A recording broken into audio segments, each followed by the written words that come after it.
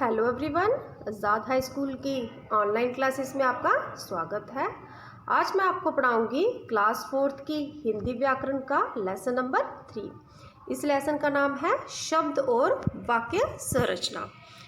तो सबसे पहले हम पढ़ेंगे शब्द। शब्द क्या है? वर्णों के मेल से शब्द बनते हैं। वर्ण कौन से होते हैं? जैसे अ, क, ल, ब, ट, स। ये सारे क्या है? वर्ण। पर शब्दों के मेल का अर्थ भी होना चाहिए। जब इन सब का मेल हो जाता है तो उसका अर्थ भी होना चाहिए। जैसे देखो यहाँ पे चित्र दिए गए हैं किताब का, तो किताब, ये जो वर्ण मिल गए तो ये क्या बन गया? शब्द बन गया। तो ती का ब, बी ता क, तो ये सारे क्या हैं? ये शब्द हैं। लेकिन शब्दों का अर्थ भी होना चाहिए। जैसे किताब, इसका अर्थ है, किताब का अर्थ है। तो ये जो नीचे दोनों दिए गए हैं इनका कोई अर्थ नहीं है। इन वर्णों का मेल तो है लेकिन इनका अर्थ नहीं है। तो सबसे जो ऊपर वाला है जिसमें देखो ग्रीन कलर की टिक लगाई गई है, ये सही है। उसके आगे देखो सामने दिया गया है चित्र पेन का, यानी कि क ल म क ल, म ल क। तो सबसे ऊपर वाला जो है क ल म, कलम। तो कलम क्या है? पेन। तो इसका अर्थ है, तो ये सही है। बाकी जो दोनों नीचे वाले हैं ये गलत हैं। उसके आगे देखो चित्र दिया गया है फूल का। तो ये कौन सा फूल है? कमल, कमल। ल क म, ल म क। तो इसमें किसका अर्थ पता चल रहा है? सबसे जो ऊपर वाला है उसका अर्थ पता चल रहा है कमल, कमल। तो कमल क्या है? एक फूल है। और जो दोनों नीचे वाले हैं इनका कोई अर्थ नहीं है, तो ये गलत हुए। जैसे किताब, कमल और कलम, शब्दों में वर्णों का सार्थक मेल है। इन शब्दों के विशेष अर्थ हैं। ती काब, म कल, ल कम आदि का कोई अर्थ नहीं है, ये शब्द नहीं है। तो यहाँ पे शब्द की परिभाषा दी गई है। वर्णों के सार्थक मेल को शब्द कहते हैं। कि जब वर्णों का कोई सार्थक मेल, सही मेल हो तो ही शब्द बनते हैं। आगे देखो वाक्य। वर्षा आ रही है, ये वाक्य है। तो यहाँ पे देखो बादल बनाए गए हैं और वर्षा आ रही है। चित्र में समझाया गया है मोर नाच रहा है। देखो मोर का भी चित्र बनाया गया है। वाक्य पढ़ने पर हमें बारिश के आने का और मोर के नाचने का, इन दोनों कामों के होने का पता चलता है। इन वाक्यों को यदि हम लिखें कि आ रही, आ है रही बारिश, मोर रहा नाच है, तो हमें इनका अर्थ स्पष्ट नहीं होगा। आगे है शब्दों का सार्थक समूह वाक्य कहलाता है।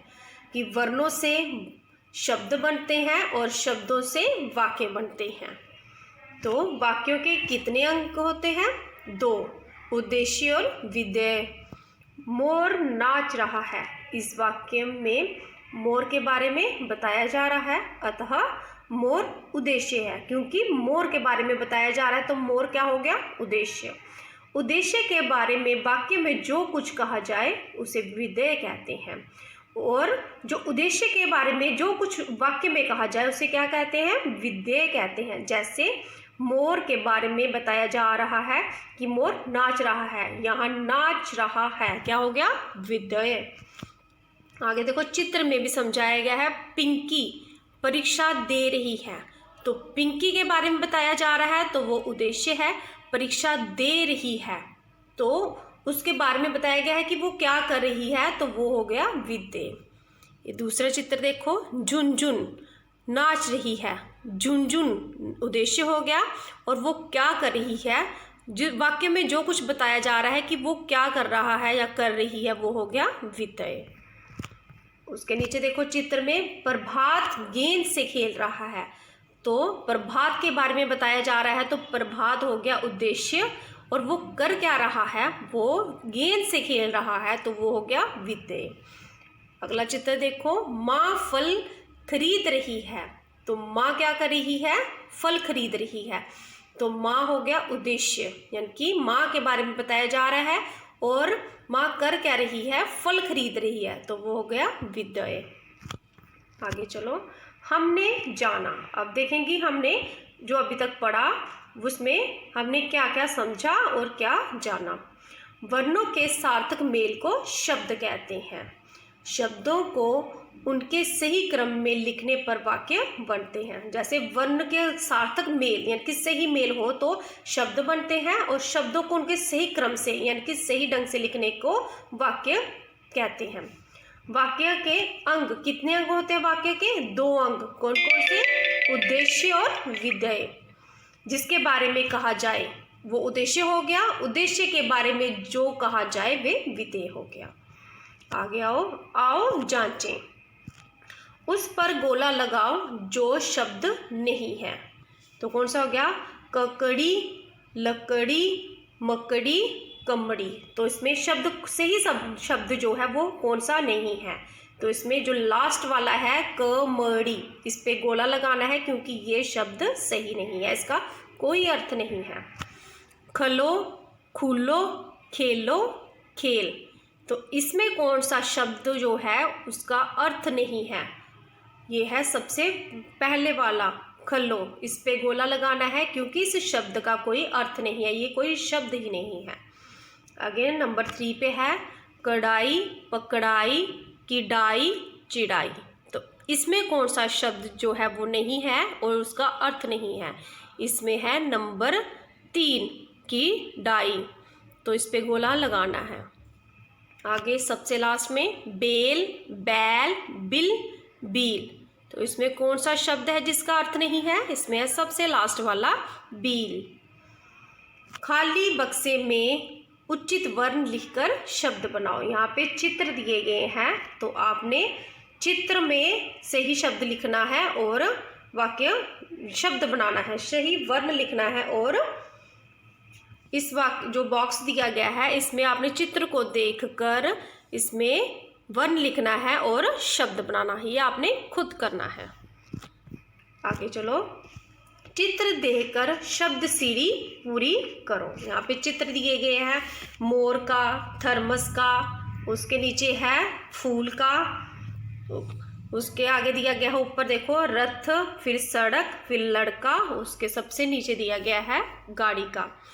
तो सबसे पहले ऊपर दिया गया है मो के नीचे लिखना है, नीचे वाले बॉक्स में लिखना है र। तो क्या बन गया? मोर। और र लिख दिया तो इधर साइड पे दिया गया है थ, तो क्या बन गया? रथ। अब यहाँ पे दिया गया है थ, तो थ के नीचे लिखना है र, फिर उसके नीचे वाले बॉक्स में लिखना है म, और सबसे नीचे वाले में लिखना है स। तो क्या बन गया? थ र म स, थर्मस। और स के इस साइड दाहिनी साइड पे लिखना है ड और क। तो क्या बन गया? सड़क। ये देखो सड़क का चित्र दिया गया है। अब नीचे आ जाओ, कमल का फूल दिया गया है तो क्या आ जाएगा? क तो हमने लिख दिया तो उसके नीचे क्या आएगा? म और ल। तो क्या बन गया? कमल। ये कमल का फूल है तो इधर शब्द बन गया कमल। अब ल हमने लिख दिया है, अब दाहिनी साइड लिखना है ल, लिख दिया ना, ड़ और का। तो ये देखो लड़का का चित्र दिया गया है तो दाहिनी साइड क्या आएगा? लड़का। तो का लिख दिया है और नीचे का के नीचे वाले बॉक्स में आएगा र। तो क्या बन गया? कार। एक बार फिर से बताती हूँ आपको। मोर, ये मोर का चित्र है तो नीचे की तरफ आना है मोर। अब दाहिनी तरफ क्या बन जाएगा? रथ। अब फिर नीचे वाले बॉक्स में लिखना है र म स, थ लिख दिया ना, र म स, थर्मस बन गया। तो उसके आगे लिखना है दाहिनी साइड ड और क। तो क्या बन गया? सड़क। फिर नीचे आना है क म ल, फिर उसके साइड पे फिर चलना है दाहिनी साइड ल ड का। तो उसके नीचे फिर लास्ट वाले बॉक्स में लिखना है र। तो क्या बन गया? का र, कार। तो आगे चलो, शब्दों को सही क्रम में लिखकर वाक्य बनाओ।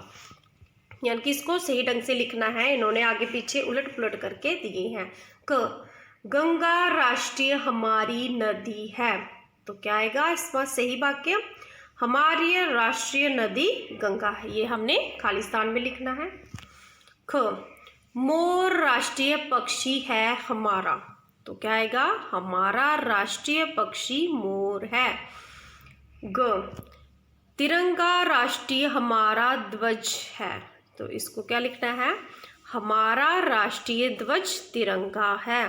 घ, कमल राष्ट्रीय पुष्प भारत है का। तो इसका क्या आएगा? भारत का राष्ट्रीय पुष्प कमल है। ण, पशु बाघ राष्ट्रीय हमारा है। तो क्या आएगा? हमारा राष्ट्रीय पशु बाघ है। आगे चलो, वाक्यों में से उद्देश्य और विधेय अलग अलग करके लिखो। जी मैंने आपको पीछे पढ़ाया है, तो अभी ये देखो, इसको खाली स्थान में लिखना है कि उद्देश्य कौन सा है, विधेय कौन सा है। इन्होंने वाक्य दिए हैं, जैसे क, अशोक चक्र तिरंगे के बीच में बना होता है। तो किसके बारे में बताया गया है? जिसके बारे में बताया गया है वो हो गया उद्देश्य।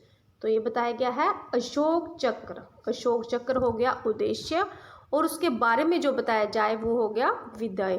तो तिरंगे के बीच में बना होता है। उद्देश्य हो गया अशोक चक्र और विधेय हो गया तिरंगे के बीच में बना होता है। ख, तिरंगे में 3 रंग होते हैं। तो किसके बारे में बताया जा रहा है? तिरंगे। तो उद्देश्य क्या हो गया? तिरंगे, और विधेय क्या हो गया? में 3 रंग होते हैं, क्योंकि जो उसके बारे में बताया जाए वो हो गया विधेय, और जिसके बारे में बताया जाए वो हो गया उद्देश्य। ग, मैं चेन्नई जाऊंगा। तो किसके बारे में बताया जा रहा है? मैं, अपने बारे में, कि मैं चेन्नई जाऊंगा। तो मैं हो गया उद्देश्य, चेन्नई जाऊंगा विधेय।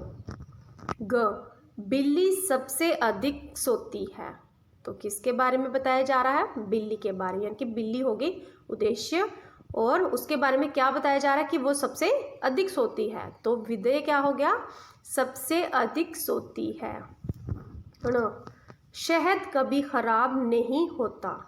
तो किसके बारे में बताया जा रहा है? शहद के बारे में। तो क्या बताया जा रहा है कि वो कभी भी खराब नहीं होता। उद्देश्य हो गया शहद, और विधेय हो गया कभी खराब नहीं होता। आगे चलिए, दिए गए शब्दों से वाक्य बनाओ। क, सैनिक, भारतीय सैनिक बड़े बहादुर हैं। ख, पवित्र, गंगा एक पवित्र नदी है। ग, हस्ताक्षर, प्रार्थना पत्र पर हेडमास्टर यानी कि प्रधानाचार्य के हस्ताक्षर करवाना जरूरी होता है। घ, भाषा, हमारी राष्ट्रीय भाषा हिंदी है। न, ईमानदार, मोहन के पिताजी बहुत ही ईमानदार व्यक्ति हैं। आगे चलिए, आओ खेलें। दिए गए वाक्यों में से सब्जियों के नाम ढूंढकर लिखने हैं। यहाँ पे एक बॉक्स में दिए गए हैं वाक्य, और जो साइड पे ब्लैंक्स दी गई हैं उसमें हमने सब्जियों के नाम लिखने हैं, यहाँ में वाक्यों में से ढूंढकर। तो बागो भीड़ बहुत बढ़ गई है। तो इसमें कौन सी सब्जी है? ऐसे आपको दिखाई नहीं देगी, थोड़ा सा दिमाग लगाना पड़ेगा। जैसे बागो भीड़, और बाघों का घो लेना है, भीड़ का भी लेना है। तो क्या बन गया? गोभी। ये होगी सब्जी, तो यहाँ पे ब्लैंक्स में लिखनी है। दूसरी में आ गया मामूली बात पर ध्यान मत दो। तो इसमें कौन सी सब्जी का नाम आया है? इसमें आया है मूली। देखो मामूली शब्द जो है इसमें देखो मूली, मामूली, तो मूली जो है ये भी सब्जी है। नंबर 3, दीपा लकड़ी लेकर बाजार गई। दीपा लकड़ी, तो इसमें क्या है? दीपा, दीपा का पा ले लिया, और लकड़ी, लकड़ी का ले लिया ल और क, तो क्या बन गया? पालक, पालक, ये भी सब्जी का नाम है। दिए में घी याद से डाल देना। तो इसमें कौन सी सब्जी आ रही है? इसमें आ रही है घी और याद, ये दोनों के हमने वन ले लिए हैं। जैसे घी और या, घी या, ये भी सब्जी का नाम है। आगे है हम टर टर नहीं करते हैं। तो इसमें कौन सी सब्जी का नाम आ रहा है? इसमें आ रहे हैं हम और टर टर को मिलाना है, मटर। तो क्या कौन सी सब्जी का नाम है? मटर। लास्ट वाले में देखिए, गर गर जल्दी आ लू चल रही है, गर जल्दी आ, लू चल रही है। तो इसमें कौन सी सब्जी आ रही है? आ और लू। ये देखो सामने दिया गया है आ और लू, ये भी सब्जी का नाम है, तो यहाँ पे आएगा आलू। फिर से बताती हूँ, पहली वाली में आएगा गोभी, दूसरी वाली में मूली, तीसरी में पालक, चौथी में घिया और पांचवी में मटर, और जो लास्ट में है उसमें है आलू। ये है सब्जियों के नाम। तो यहाँ पे आपने जो खाली स्थान दिए गए हैं साइड पे बॉक्स में, इसमें आपने लिखनी है। तो ये था कक्षा चौथी का पाठ 3। अगली वीडियो में मैं आपको पाठ 4 पढ़ाऊँगी जिसका नाम है संज्ञा। तो अगर आपको ये वीडियो पसंद आई हो तो इसे शेयर और लाइक ज़रूर करें। Thank you.